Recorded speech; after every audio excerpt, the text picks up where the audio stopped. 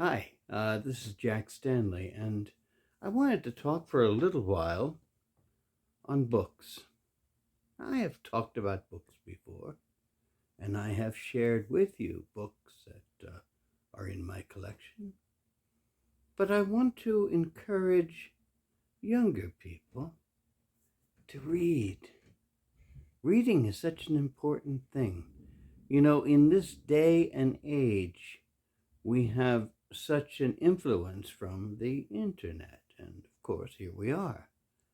But there are ways of learning, ways of seeing things, ways of understanding things that a lot of times you can't quite get by just watching a tube. The thing is that books are so vitally important because you can read them over and over again. You can find minute information.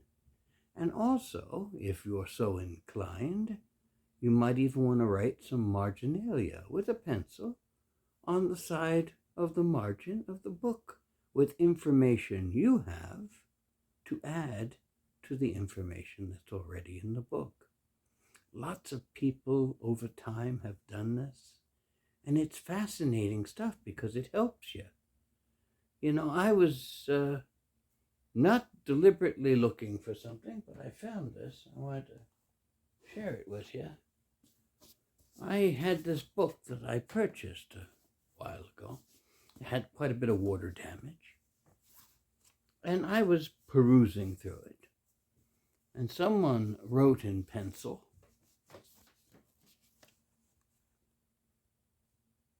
right here. And it says, the name is Samuel Young, New York City.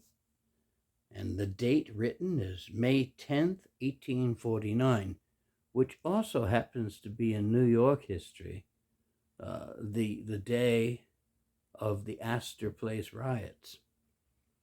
Another thing that's kind of interesting, he writes afterwards, the bark Elizabeth of New York. Now, the bark Elizabeth will have an accident in 1850.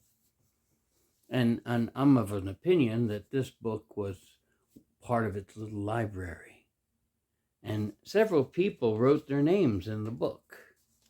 You'll see here and stuff. So I'm wondering whether that was the case. And it has the water damage and everything else, which is kind of fascinating. But writing that little piece of information gave me a lot more information and hints on how to learn more about that bark, spelled here Barque, Elizabeth.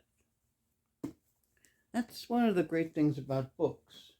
Of course, I have always told everybody, repeatedly and ad nauseum, that it's always pretty good to keep a journal. This is number 47 in my journals. I fill it with notes and information, plant samples, like here.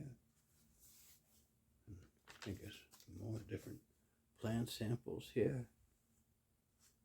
I think there's another page of plant samples. There we are. Some more plant samples. And information, history, what's going on in the world, what's happening, what are we seeing? And it's a fascinating thing. I've done this since 1973. It's 50 years I've been doing this. A half century of this stuff. And I find I disagree with myself quite a bit. But also, the fact is that you can put your thoughts, your ideas, your concepts, your recollections, and also your observations in these books. And then 20 years later, 30 years later, 40 years, 50 in my case, go back and look at what you wrote.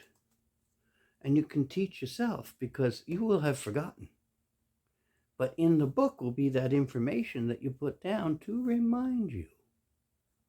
It's one of the other good things about books. In fact, This is an older one. This is number 47.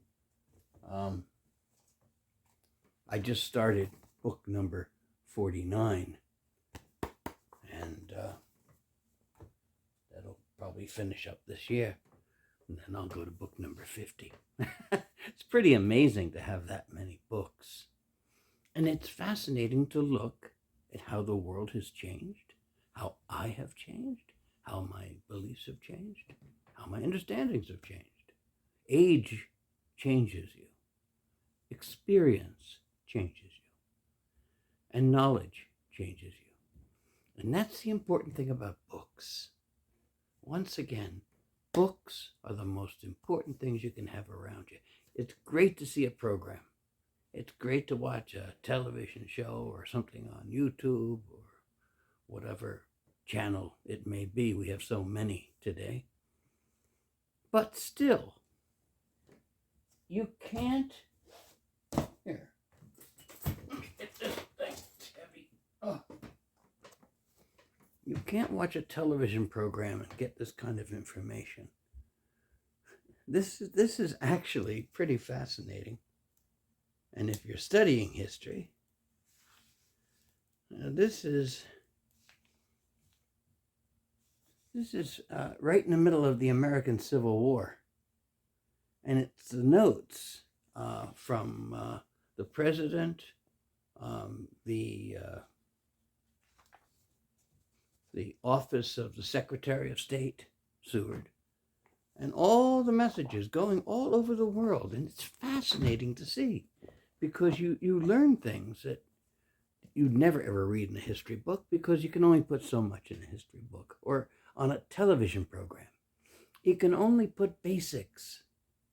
But here, going through books of all different types, I have about 1,000 books, I would imagine. And the thing is that each one of them is a repository of knowledge to help me when I need to learn something or to expand my knowledge. And I think that's important for young people, young students. I'll tell you something. Read. Expand your mind. Learn. You will not believe how fantastic it'll help you, how well it will help you. Because if you are going to college, or in high school, or just for your own pleasure, there's nothing like books. And my books cover a myriad of subjects.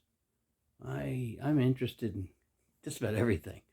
And also, they cover various ages. I go back to the 16th century in books. And it's interesting to look at books from that time and papers from that time and to see how people thought. And also to look at how things have changed for the better and sometimes for the worse. So I wanted to have this little talk with you as I sit down here at my desk. I got lots. These are some of my fun books up here. They're fun to read because they're older and interesting. And just for fun, I can sit down and I can learn about the pyramids as they were and understood in the 19th century or the 18th century.